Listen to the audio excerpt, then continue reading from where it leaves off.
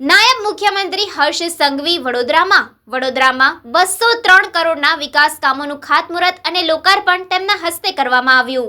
વડોદરામાં 203 કરોડના વિકાસ કામોનું ખાતમુહૂર્ત અને લોકાર્પણ નાયબ મુખ્યમંત્રી હર્ષ સંઘવીએ વડોદરાને સ્વચ્છ શહેર બનાવવા અપીલ કરી છે। સુરસાગર ખાતે 3D મેપિંગ શો યોજાશે। સર્વેશ્વર મહાદેવની મહાઆરતીનું આયોજન કરાશે। સુરસાગર ખાતે વડોદરા ખાતે નવું હેરિટેજ સ્ક્વેર નિર્માણ કરવાની જાહેરાત કરી છે। નાગરિકો અને ચૂંટાયેલા પ્રતિનિધિઓને સ્વચ્છતા જાળવવા ચેલેન્જ આપવામાં આવી। કાર્યક્રમમાં મંત્રી મનીષા વકીલ, દંડક બાલકૃષ્ણ શુક્લ સહિતના આગેવાનો હાજર રહ્યા। લાવવાનું કીધું હોય તોય આપણે 4 વાર ભૂલી જતા હોઈએ છીએ અને એવા સમયે આ મહાનગરપાલિકાની ટીમને હું કેમ અભિનંદન આપું છું?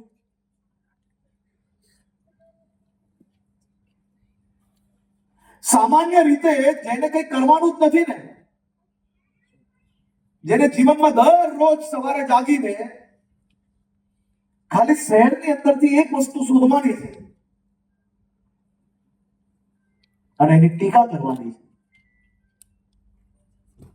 જે વ્યક્તિ એના જીવનમાં પોતાના જીવનમાં કોઈ દિવસ ઘરનું કામ બી ના કરી શક્યા હોય, એ વ્યક્તિ કે જેને જીવનભરમાં ખાલી ને ખાલી વહેલી સવારે જાગીને દુનિયાભરનું શહેરની અંદરથી કઈ વસ્તુ એવી છે કે આજે મારે એનો વિડીયો બનાવાય અને મારે કઈ બી કરીને હીરો બનાવે, એવા તમને દર ગલીએ આજે લોકો મળશે। દરેક ગલીએ તમને આવા લોકો મળશે।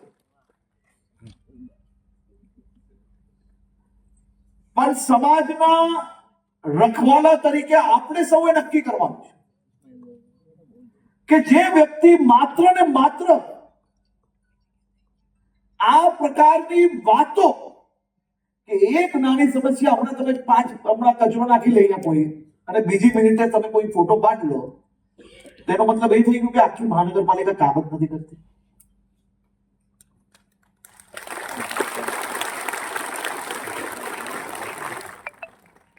જેમને પોતાના જીવનમાં માત્ર ને માત્ર ખાલી ને ખાલી ટીકા કરવી છે ને, એવા લોકો તમારી પાસે તમારી સામે નજરે આવે ને ત્યારે ખાલી એક કામ આપવાનું,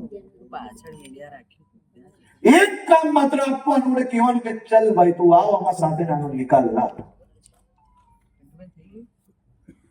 કહેવાય કે ના કહેવાય?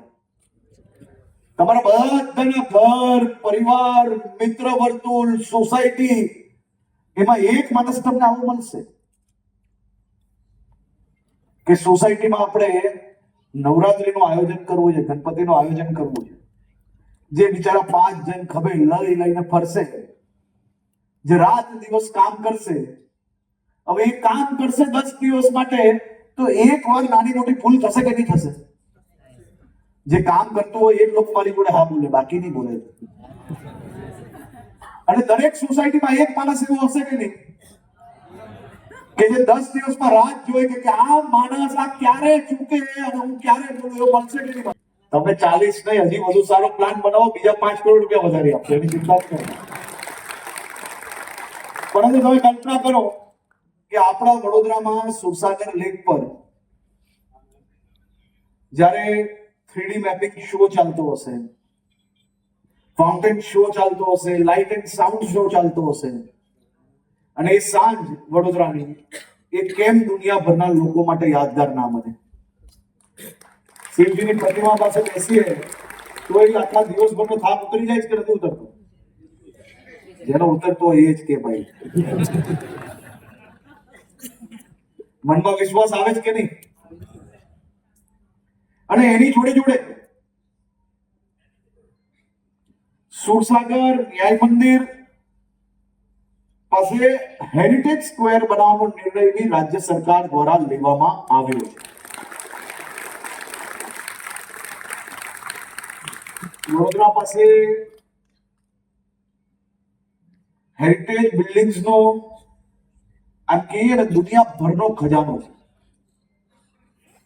એ ખજાના થકી દેશ અને દુનિયાના વધુમાં વધુ ટુરિસ્ટને આપણે વડોદરામાં કઈ રીતે લાવી શકીએ, તે દિશામાં રાજ્ય સરકાર અને મહાનગરપાલિકા અને તમારી આ ચૂંટાયેલી આખી ટીમ એ દિશામાં મહેનત કરી રહી છે। આ વર્ષે ખાસ કરીને જે આપણો નવો વિસ્તાર જોડાયેલો છે વડોદરામાં, એ નવા વિસ્તારમાં 1,000 કરોડ રૂપિયાનું ખાસ કરીને પ્રાવધાન બજેટમાં રાખવામાં આવ્યું છે. વડોદરાની ઘરે ઘર સુધી પાણી પહોંચાડવાનું, પાણીની લાઈનોનું કામ, એના માટે 800 કરોડ રૂપિયાનું પ્લાનિંગ એ વડોદરા મહાનગરપાલિકા દ્વારા કરવામાં આવ્યું છે.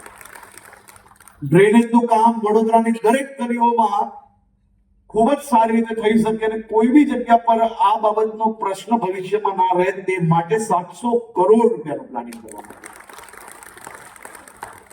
400 કરોડ રૂપિયા આ વર્ષે વડોદરાના રોડોમાં ખર્ચવામાં આવશે, જેથી નવા જોડાયેલા વિસ્તાર અને જૂના વિસ્તારોની અંદર જ્યાં રોડને હજી બી સ્મૂથ કરવાની જરૂર હશે એ બધા જ કામગીરી આની અંદર કરવામાં આવશે.